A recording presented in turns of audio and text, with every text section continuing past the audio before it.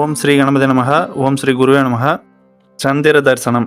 இது போன்ற ஆன்மீக தகவல்களுக்கு நம்ம ஸ்ரீ சுபர்ணன்ற இந்த யூடியூப் சேனலை சப்ஸ்கிரைப் பண்ணிங்க, லைக் பண்ணுங்கள், ஷேர் பண்ணுங்கள். உங்கள் நண்பர்களுக்கும் இது பற்றிய அறிவிப்புகளை தெரிவிங்க. சந்திர தரிசனம் என்பது அமாவாசைக்கு பின் வரும் திருதியை திதியில் வானில் சந்திர பகவான் தோன்றுவார். இதையே சந்திர தரிசனம் என்கிறோம்.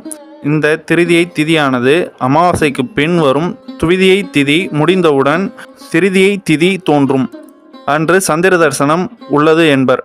சிலர் சந்திர தரிசனத்தை மூன்றாம் பிறை என்றும் அழைப்பார்கள். இந்த சந்திரனை தான் சிவபெருமான் தன் தலையில் சூடியுள்ளார். இந்த சந்திரனை நாம் தரிசனம் செய்து வணங்கும் போது ஸ்ரீ சிவபெருமானையே வணங்குவது ஆகும். இந்த சந்திரனை வணங்கும் போது கண்களை மூடாமல் சந்திரனை கண்களால் பார்த்து தரிசனம் செய்தும் வணங்க வேண்டும். இந்த சந்திரனை வணங்குவதால் என்ன பலன்?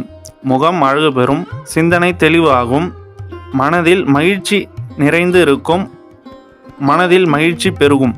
சந்திர தரிசனம் அன்று மாலை வேளையில் வானில் சந்திரன் சிறிது நேரம் தோன்றுவார். அப்போதே சந்திரனை தரிசனம் செய்து வணங்கிவிட வேண்டும்.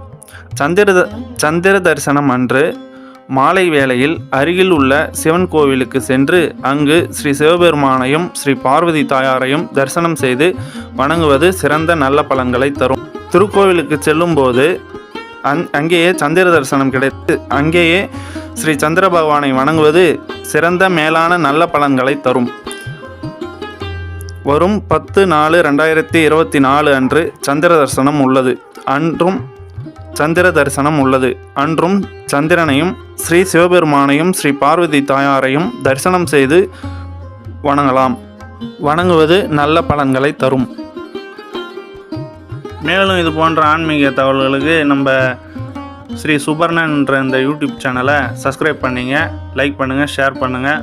உங்கள் நண்பர்களுக்கும் இது பற்றிய அறிவிப்புகளை தெரிவிங்க. நன்றிகள், வணக்கம்.